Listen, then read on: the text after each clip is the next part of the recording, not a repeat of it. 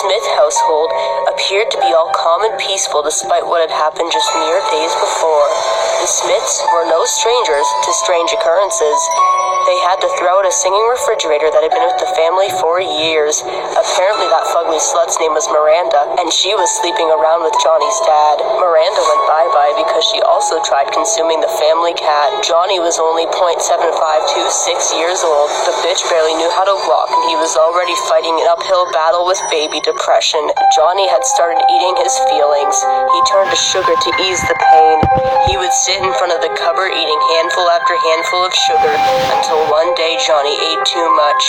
Johnny's mom walked in on Jonny having a fit. The kid was having a complete and total loss of brain cells. He went from wall to wall, spastically spinning like an 8-year-old's fidget spinner. Mama Jonny realized that he needed medical attention and stat.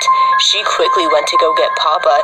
He never liked anyone disturbing him during his alone time. There had only been 2 rules in the house. Don't go into Daddy's room, and don't look at Daddy's computer. Papa had been upset that his wife had barged in on him while he was working on his My Little Pony animations.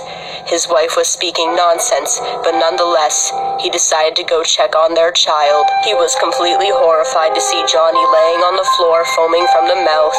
They instantly contacted 911. The ambulance showed up and loaded Jonny onto a special-made stretcher from Babies R Us. The entire ride was one filled with dread and anxiety. Jonny had fleeting consciousness. During his waking moments, he would say, "Baby shark doo doo doo doo doo doo doo," and babble about a daddy finger. The daddy's finger statement launched a full police investigation, but that's a story for later. Jonny ended up receiving the proper medical attention he needed. 2 weeks later, Jonny was being a sad little infant again. He was sitting in the corner of his room opening surprise eggs. Instead of getting a Paw Patrol toy, he ended up getting the limited edition Superman blow-up doll. This frivolous item was of no interest to Jonny, so he did what all infants do when they don't like something. He curled up into a ball and began rolling out of his room and down the staircase towards the kitchen. You know what this bitch was about to do. Jonny slithered into the cupboard and stuck his whole ass chubby fingers into the sugar. Papa John could sniff this shit out from a mile away and was already disappointed. He skedaddled into the kitchen so he could go teach his ungrateful lump of a son how to have some human decency. He stood behind Jonny and looked down at the small child. Jonny was ass deep in the sugar, and then he felt his father's cold presence behind him. He leaped out of the sugar and slowly turned around. Jonny Jonny. Jonny looked up at his father and glared. Yes, Papa. Eating sugar. No, Papa. Telling lies. A thought crossed Jonny's father's mind. Could his son, for once, just maybe tell the truth? Was his fatherly teaching paying off? Has Jonny matured at all? Or is he still a little shit? Jonny interrupted his father's statements with a bold, babbly, No, Papa. Jonny's father was so furious that he demanded that Jonny open his damn mouth. The child opened his mouth and tons of sugar just poured out of it. It was surprising that the kid didn't die. Jonny didn't want his little baby asshole getting spanked again, so he shit his diaper with rage. He shit himself so hard that he was launched towards his father's face at tremendous speeds. He then began trying to consume his dad's face. He whipped Jonny off of him and across the room onto the table. He looked at the bag of sugar and realized that the bag was far different. This wasn't sugar.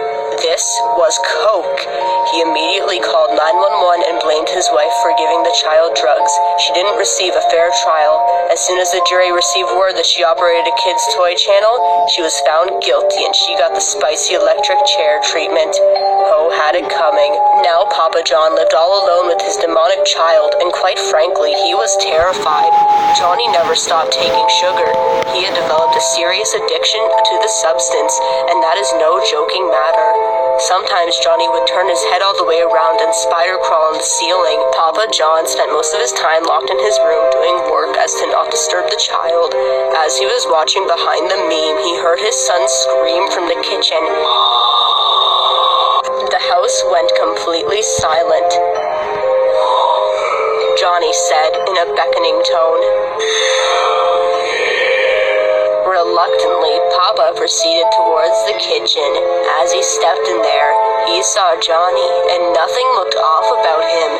Well, at least at first glance.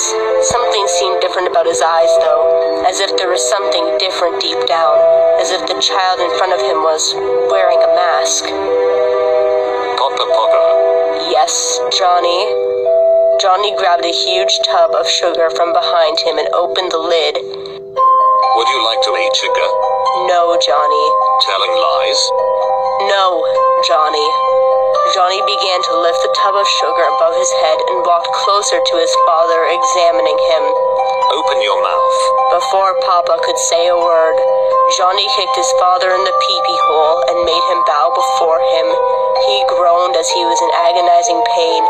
Jonny forced open his dad's mouth and poured the entire contents of the sugar into his mouth. He began to have trouble breathing and realized that it wasn't sugar at all. It was cleaning product.